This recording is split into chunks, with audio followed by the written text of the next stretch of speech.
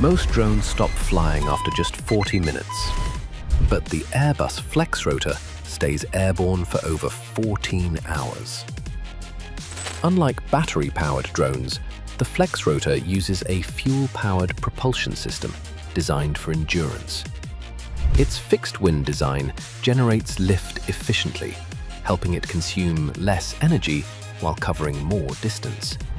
That means fewer landings, longer surveillance, wider operational coverage, all in a single mission. From border security to infrastructure inspections, longer endurance means better decisions and greater operational efficiency. Follow Garuda Technologies Inc. for more insights into the future of autonomous aviation.